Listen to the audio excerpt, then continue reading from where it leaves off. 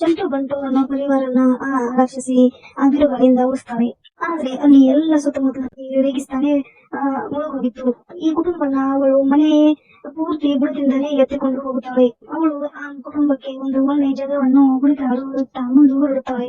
4 ಕಡೆಯಿಂದ ಬರೀ ಬಿರುಗಾಳಿ ಇತ್ತು. ಅದಕ್ಕೆ ಎಲ್ಲ ಗಟ್ಟಿಯಾಗಿಬಿಟ್ಟಿತ್ತು. ಗಿಡ ಮರ ಎಲ್ಲಿ ಸುತ್ತಮುತ್ತಲು ಕಾಣಿಸ್ತಾನೆ ಇರಲಿಲ್ಲ. ಹೋಗುತ್ತಾ ಹೋಗುತ್ತಾ ಆ ರಾಕ್ಷಸಿ ಒಂದ್ ಹಸಿರು ಜಾಗದಲ್ಲಿ ಬಂದ್ಬಿಟ್ರು. ಶಶಿಯ ಮನೆ ಮತ್ತು ಆ ಕುಟುಂಬಕ್ಕೆ ಕೆಳಗೆ ಇಳಿಸ್ತಾಳೆ.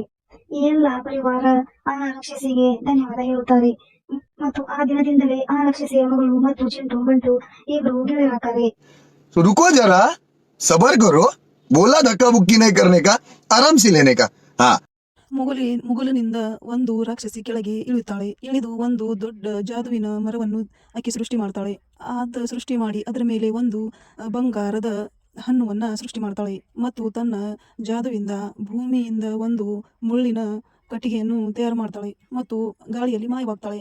ಒಂದು ಮನುಷ್ಯ ಅದನ್ನು ಬಂಗಾರದ ಹಣ್ಣುವನ್ನು ನನಗೂ ಬೇಕು ಅಂತ ಹೇಳಿ ತಗೊಳ್ಳೋಕೆ ಬರ್ತಾನೆ. ಆವಾಗ ಅವನು ತಗೋ ಮುಂದ ಆ ಕಟ್ಟಿಗೆ ಮೇಲೆ ಬಿದ್ದು ಸತ್ತು ಹೋಗ್ತಾನೆ. ಹಾಗೆ ಈ ಬಂಗಾರದ ಹಣ್ಣಿನ ಲಾಲ್ಚಿ ಜನರು ಆ ಬಂಗಾರದ ಮಿಂಚನ್ನು ಹಿಡಿಯುವುದು ನೋಡಿ ತಗೊಳಕ್ ಬಂದು ಓಡೋಡ್ತಾ ಬರುವಾಗ ಹೀಗೆ ತುಂಬಾ ಜನರು ಸತ್ತು ಹೋಗ್ತಾರೆ. ಅಲ್ಲಿ ಕಟ್ಟಿಗೆಯ ಸಿಕ್ಕಾಕೊಂಡು ಸತ್ತು ಹೋಗ್ತಾರೆ ಬಿದ್ದು. ಎಷ್ಟೋ ಜನರು ಈ ಲಾಲಚದಿಂದ ಆ ಹಣ್ಣು ಮಿಂಚುವುದು ನೋಡಿ ಅದನ್ನ ನನಗೆ ಬೇಕು ಅಂತ ಹೇಳಿ ಲಾಲಚ್ ಮಾಡಿ ಎಲ್ಲರೂ ಬಿದ್ದು ಸತ್ತು ಹೋಗ್ತಾರೆ. ಆದ್ರೆ ಅಲ್ಲಿ ಒಂದು ಬಾಬಾ ಅವರು ಬರ್ತಾರೆ. ಆ ಬಾಬಾ ಆ ಬಂಗಾರದ ಹಣ್ಣನ್ನ ನೋಡಿ ಅದನ್ನೇ ಸುಟ್ಟು ಭಸ್ಮ ಮಾಡಿಬಿಡ್ತಾನೆ. ಅದು ಹಣ್ಣು ಸುಟ್ಟು ಕಪ್ಪಗಾಗಿ ಭಸ್ಮ ಆಗಿ ಹೋಗುತ್ತೆ ಮತ್ತು ಆ ಗಿಡ ಕೂಡ ಸುಟ್ಟು ಕಪ್ಪಗಾಗಿ ಬಿಡುತ್ತೆ.